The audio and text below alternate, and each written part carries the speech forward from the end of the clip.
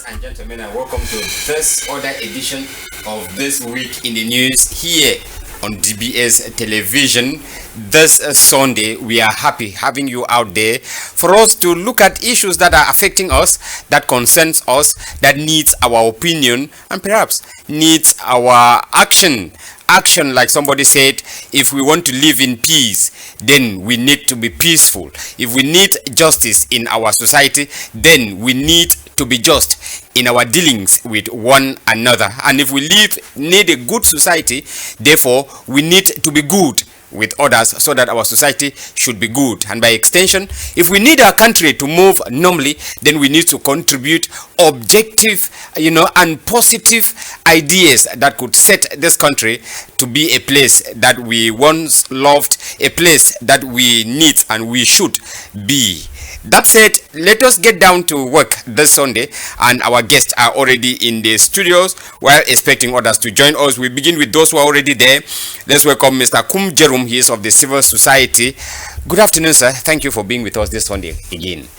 Good afternoon, Mr. VErnasius. Good afternoon, my co-panelists, and I equally give a sound and a warm salutation to all the valued televiewers of DBS Television, which to say is another edition of This Week in the News, and we're ready to give you our viewpoints on what is making news over the medias of the country, and we also wish to have your reactions as the program unfolds, so that it may shape our minds as to what is actually ditching us from here, whether it's making waves of shaping the minds and faculties of both young and old Cameroonians alike. Thank you very much, Mr. VErnasius. Once more, it's always a pleasure to show up. Thank you so much, Mr. Kum. And like you rightly indicated, our viewers who are out there, you are part of this discussion, and as part of this discussion, which means you're saying, your opinion also counts in what we are discussing here. When the time will come on, you would have the opportunity to participate by sending us or messages through a WhatsApp number that will be given to you by our producer in the course of the program. We have the Cameroon Party for National Reconciliation. Mr. Benedicte EKONDE is here. Good afternoon, sir. Thank you for sitting in for your party. Good afternoon, Mr. Moderator. Good afternoon, my dear panelists. Good afternoon, Cameroonians who are on this afternoon, and happy Sunday to all those of the Northwest and Southwest under the harsh condition of the lockdown. Good afternoon to every Cameroonian who is enduring the hardship of our roots, and good afternoon to you who are ready to make a change in Cameroon. We hope our humble contribution helps each and every one, Cameroonians, with your voter's card or not, to contribute to the change that we demand, the change that we long await in Cameroon. Thank you for your invite. Thank you so much, Mr. EKONDE. It is our wish that Cameroonians participate in the program like we indicated. Send your messages. We would have it here on set, and to indicate that we are live on our Facebook page, DBS TV Official. You can equally participate, and your messages would be taken live here in the studios. When Mr. EKONDE was speaking, you raised issues about the lockdown. We'll be coming back to those issues in the subsequent as the program unfolds. But then let us go back again a few days ago, or go back to the week that is just rounded up. We are beginning a new week this Sunday, and for today we want to look at what has happened throughout this week that has ended. We begin with the issue that has been going on in Cameroon here, the issue concerning opposition parties and the upcoming presidential election. And I want to begin from Mr. JEROME. We are talking about opposition party and the consensus or a coalition. Do you think, in your opinion, that the opposition parties in Cameroon, generally speaking, are serious? Because we have been talking about this issue of a coalition, a consensus candidate that will go in for the presidential election. Do you really see these opposition parties in Cameroon as serious? Your own view. Thank you very much, Mr. VErnasius. I wish to say some of this opposition 90% of them are not really oppositions. They are a product fabricated from the ruling CPDM political party. That is why any meaningful push towards a crucial or vital alliance, is being opposed by some of these opposition parties. If you look from within, during the pre-selection of these parties that will compete for the 2025 polls, 12 of them, you will see into it that many of them are very new faces. Some of them are not really there to bring the change that Cameroonians they want. They are there for either egocentric purposes, they are there for their personal interests, and any attempt by the serious ones that Cameroonians all know to come together and unseat the incumbent Biya and his CPDM clique, they go against, arguing that if there is any alliance, they should be at the forefront. We all are Cameroonians and we know whose political ideologies can bring a change, can galvanize. For now, we need a figure that is able and ready to galvanize the people, who wins the people's trust, who wins the people's confidence to lead the coalition, the alliance that will unseat Biya. But as for now, I think they are still playing their ping pong because they are still on the old game that occurred in 2018. If there is an alliance, I should be at the head. If there is this, I should be at the head. And others are saying that the oppositions are supposed to come under their umbrella. Now, Mr. VErnasius, if you look at the figures that are there, we talk of prominent figures. Cabral Libi of the PCRN, we talk of Akaremona, we talk of Issa Shurema Bakari, and others. If these people were serious, they will have all rallied behind a prominent party whose political agenda wins the minds of Cameroonians and not for selfish or personal interest. We should work out on policies that will change Cameroon, because as of now we want Cameroon out of the hands of CPDM and the incumbent Biya. Let's put aside our differences. We can say we have a common opponent, which is the CPDM, and I think that if the opposition is really serious, they will rally behind Batonier Akaremona. That may be your opinion. It's my opinion. Yes, that may be and his political agenda. Yes, and his political philosophy. It speaks for itself. It speaks for itself because he has said he has come for transition, not to come and maintain. He has come for Issa Chiroma is also talking about the transition. I once said on this set, Issa Chiroma is the least to lead any coalition in Cameroon. Sure. He has saved this government and he has contributed to the impunity that has been impounded on the people of Cameroon by this present CPDM. So we cannot trust him. We cannot trust him. Is there any chance for repentance, a U-turn? Mr. VErnasius, yes, come and kill my entire family and tell me sorry, and you think that you have repented. Okay.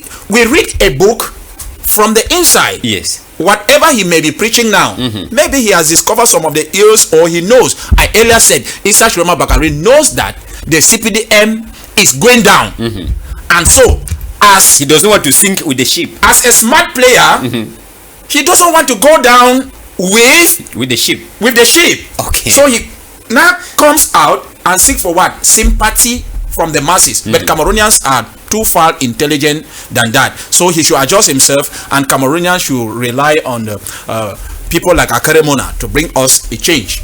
Thank you so much. While we give Mr. PRISO EYOUM an opportunity to catch his breath, let us take the opinion of Mr. EKONDE of the CPNR. Then we come back to Mr. PRISO, who is just joining us. He's already in the studio. Mr. EKONDE, Mr. Kum thinks that the opposition parties in Cameroon, they are not out for change. That is why they don't want to come together and form a bloc to face the common opponent. Yes, Mr. Moderator, it's a shame. It's a shame for us Cameroonians, indeed, that we don't have these opportunities and the time, maybe to achieve this conclave which we really desire so much. I for one, and the Cameroon's Party for National Reconciliation, I will say it has always been our cry. It has always been our call. It has always been in our agenda. Why? Because from 2017, when we initiated the movement, 11 million citizens, it has always been in our mind, you know, that we cannot work together. And if you see the past elections from 1990 till date, you know, the opposition has always have this magnitude, has always have this force. You know, if you calculate if you sum up maybe the electorate who vote for the opposition, it shows that there is a force behind the electorate, which if we succeed to bring them together, together we will succeed. And I really believe that together we will succeed. In the Cameroon's Party for National Reconciliation, it has always been constant. We have always been constant. Honorable Cabral Libi has always been constant on the conclave, on a single candidate. It has always been this. From 2018, we asked for a primaries. We asked for a primaries. Honorable Cabral Libi didn't only ask for a primaries. He also said we should unite, we should harmonize our projects. You know, you don't go into a conclave just like that by as what the panelists was saying, that that they should go and align. You don't align in a conclave. You don't align in a conclave. We come together. It's so unfortunate that we don't have time again. That's why us in the Cameroon's Party of National Reconciliation, we say the only conclave that we can have now is from the electorate, because there is no more time. People wake up in 2 months and say they are candidates, they are opposition candidates. People are we listening. Is it yesterday the Douala group and Isekani went and promoted one person? You know, there is so much confusion in the air. That's why you cannot even say that the full man conclave did not work because of Honorable Cabral Libi. We have elites in this opposition, 80 years and above, 70 years and above. Why is it not working for them, the conclave? It's not about Cabral Libi, please. So I really believe that from 2018, what we have always been constant on is this: the primaries. They refused the primaries. Who? The other opposition parties. The other opposition party led by those of the MRC said we should come and align behind them. We proposed this, that no, you cannot align them. The Cameroon's Party for National Reconciliation, then we had the Univer Party of Professor Kumvondo. Yes. We said we cannot just get into a conclave like that. Let's go into an agreement. Let's sit down, bring our projects together. We harmonize our projects together as we look for something which will benefit the Cameroonians better, especially those from the Northwest and Southwest who are dying for a better autonomy. We should harness, we should look for a way to sit within the opposition, get into a room, vote pair. You don't vote for yourself, you vote for any other opposition which you think can lead, so that we can have. We should also look for a way to bring up strategies. The same strategy which Cameroon's Party for National Reconciliation, I say Cameroon's Party, but I would like to call it 11 million citizens, because they refuse to legalize our party, the citizens, from 2017. We have always had this in our agenda, knowing that we can only work with the electorate. It is possible. It worked for us in 2020 with us achieving 200 and something municipal councillors, 5 parliamentarians and 7 mayors. How do we do it? We did it with the electorate. How come? We work with them. We have been the only party since 2017 working on field to mobilize, working on fields to sensitize for people to register on the electoral list. I'm telling you this with proof. and many can attest for this. How do we do it? We work with them, we keep database, and during election we mobilize these same people, be you in a party or not in the party. So I really believe that this is a strategy that we are supposed to work on now. Why? Because we don't have time again. Working with to have a conclave, to have a unanimous electorate that we can work with and bring change to Cameroon, because I don't think there is time again for us to be saying that we want a unique candidate. Why? Because it is not working. It is not working. Some people may say that they don't understand Cabral. Maybe the communication in English has been so maybe strong for them to understand that he has always been constant and open. He went on RFE just few days ago and he said it before, I'm sure it's just 2 months ago. He said it that he is ready to give his candidacy, same as he has always said it in 2018, that he was ready to give his candidacy, and there is no means for him to give his candidacy without I'm a member of the National Bureau. I was the regional coordinator from 2018 to this year, where there was there was a new bureau that came up, and I tell you, there is no possibility, there is no means, I will tell you, that anything is happening in the Cameroon's Party for National Reconciliation without having a meeting of the National Bureau and a vote in our National Bureau for any activity or decision to be taken. Exactly. So I don't believe that the fingers which have been pointed on Cabral Libi and maybe the party, it makes any sense. Why? Because there is a big smear on the social media who has taken us, you know, it took us a very long time for us before we understood that maybe we should counterattack in the social media. Why? Because there are so many things which have been said about our party in the social media and about Honorable Cabral Libi that all are false. You know, it's just last year that we started going into the social media to counter all these things which has been said. Remember, after the election of 2018, it came to us and they proposed to us 2 ministerial posts. I was there. 2 ministerial posts, 5 director general posts, 200 million CFA francs. And Cabral Libi brought us together and brought this thing in. He said this. That's why he refused. Every time he has refused to greet even the president of the republic after every invite.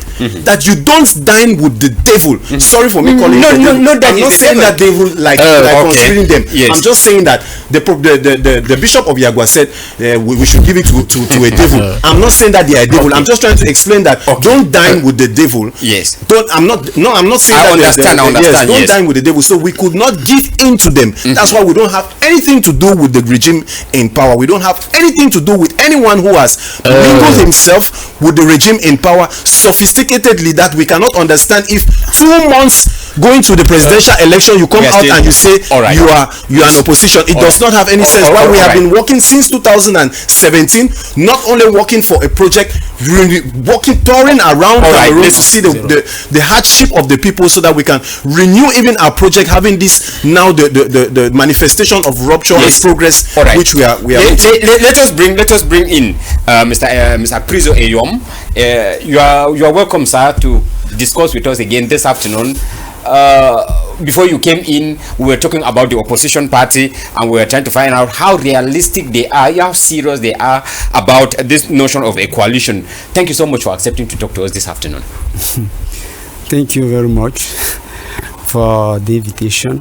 I want to greet all of you who are here this day to discuss the issue, and I extend my greetings to the management of the DBS.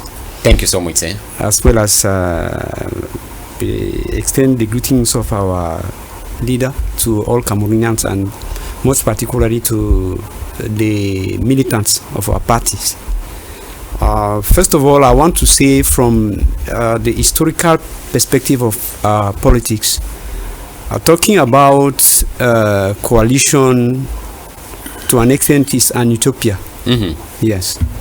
It's not realistic. No, it's not realistic. For the simple reason that when you look at what is happening all over the world, from when multipartism began, you will never see everybody on the maybe left or the right coming together to fight the party, the incumbent. No, that will not happen, and it has never happened. And I think, I don't know whether it's last time or somewhere else, I explained that every single political party, was created by its leaders at its own time with, particular bylaws, agenda, and everything. Manifesto. Yes. So you cannot just come and then merge people together like that. No. Let's say if you have people who are like, if you look at the ideologies, all our ideologies are not the same. And again, one thing very, very important in this country is that most people get involved in politics. First of all, they don't know what is politics. Secondly, people do not want to take into consideration the anthropological, the sociological, the economic, aspects of it. If you look at the history of this country, first of all, I think we count for cultural areas in Cameroon. Yes. And when you talk about the 4 cultural areas, even within, you see that there are differences. People think differently. Yes. Yes. If you look at this country from the religious perspective, you see it is in the mind of the people. Unless you travel, you go around the country, then you will know that this country has, different shapes. You have religious shape. They will tell you that you have Muslims and Christians, and to an extent you have animists who are neglected. Yes. They will tell you they are francophones and anglophones. At a time, if you look at the political structure, the administration of Cameroon, you see that we are divided into 3. Yes. What we call the Great North, I say the Great North doesn't exist again. It is dead since they divided it into far north. Yes. Yes. Let us be clear over that. So they will tell you that there is that Great North, and you hear people talking about it. They will tell you that there are francophone, anglophones on the other side, and then the other south. No. And these are the reasons why it is difficult for us to have a coalition. Yes. All right. If you look at it, I remain with you, Mr. Priso. We have to talk about it. There's no way we can avoid names. Kamto is no longer a candidate in this upcoming election. What authority is Kamto having to consult candidates who are going in for this election? Again, this is something I have reflected, upon these last days. There is a video which I made some months ago, and I was trying to say this, that they have made Paul Biya a god. Okay. People are worshiping him, and then when you look at the presidency, Cameroonians have tried to mystify the position of the president, that it is not any Cameroonian. You must belong to something which, I don't know, is lodged somewhere before you become a president. And that is the reason why they do not trust most of the candidates, mostly the younger ones, that they cannot, have access to that position. They are not qualified. I don't know what are the criteria. Exactly. I don't know.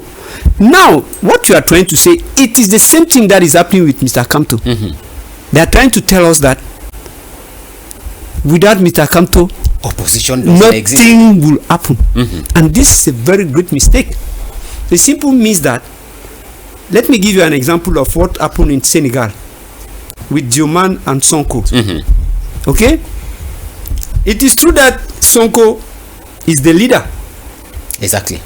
But at the last minute, conditions did not permit him. And now he is a prime minister.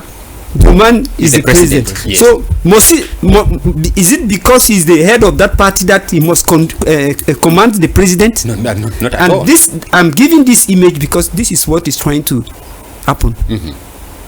This is what people, that is the image that they want to show that us, that is Mr. Kamto. Then he can only be the president. Yeah, he can only, and even if he knows the president, he has the upper hand. No, but this is a very great mistake, and I want to say those who are Mr. Kuma, we're coming back to you. Yes, those who are trying to ally with him are those who contributed to where we are. Where we are. Yes. You understand? And I want to also to give you another aspect of it. You know, people are just talking politics, but if you look very well, the background of some political leaders, not all of them, most of them are jurists, and they are trying to come together. No, this country is not a country under the leadership of jurists. No, it's a country under the leadership which we Cameroonians, you know, we can put in place. So obviously, what I want to say is that people have to be very, very careful by trying to think that without Mr. Kamto, nothing can happen, or you cannot lead. All those who are going, I'm very, very sorry. You know, we are in the Fumban group, yes, with Mr. Akerimuna. Yes. But I happen to know Mr. Akerimuna very, very long when I was at a tender age, not because I met him, but because my father and the father had to, you know, collaborate at the start of Cameroon. Yes. That's when I began hearing about them. Yes. Because my father used to tell me about the Mona family and so on. But what I want to say here is that you know, the leadership struggle in the Northwest happened the way it happened until John Fundi came up. Yes. Do you know why? Yeah. Because these guys who were children of those old political people who worked before the independence and after, all of them ran away from politics. That is why Mr. John Fundi came up. You understand?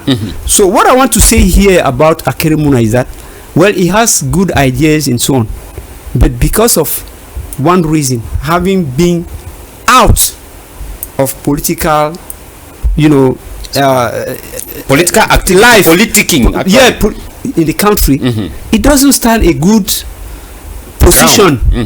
You understand? What I think rather is that he should support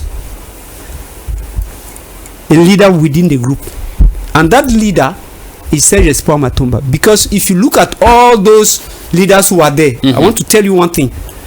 People will say, okay, we do not have a lot of representatives at the local level. Yes. But when you look at the national level, among all those people who are, those political parties are gathering there, is the UPSR, which is the most established in the country. Okay. So all these things are very, very, very, very, very crucial or important to take into consideration, because if you look, I can name all of them. Look at their background. How much are they grounded? What representation do they have in the country? They have in the country. Are they known? Are they not known? So what I want to say is that Mr. Akerimuna, Maitre Akerimuna, whom I respect a lot, should just be like someone who cancelled, because his tendency to also go or say we cannot do anything without Mr. Kamto is a very, very big blunder. All right. So he has to come and work hard to make sure that there is a candidate that comes out. And I think that every Cameroonian, we are in a setting where, in a setting where every single Cameroonian has right for a single vote. Yes. And what we have to do, as in all other countries, is to tell those who are supporting Mr. Kamto that it is high time for them to act as conscious individuals, because the concern is not about Mr. Kamto, the concern is about Cameroon. So let every single person decide on his own, because refusing to vote because Mr. Kamto, there's those who turn their destroyed their voters card. Their voters card. That's madness. Let them tell them that what is important is it's not Kamto. It's not Kamto.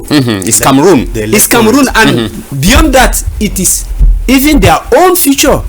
So you cannot pretend that you are going to destroy your card and you will not vote, because I think Mr. Kamto made a blunder as a jurist of high vault, because we wouldn't have come to that position. It was better for him to go into election in 2020, and have, even if it was one representative, one councillor, rather than going, you know. And now they say that it's taking party Yango. That it is shameful. We have to say that. All right. It's shameful, and it might be planified. Yes. Maybe. Let's come back to Mr. Kum. Mr. Kum, do you think that the voice of he's no longer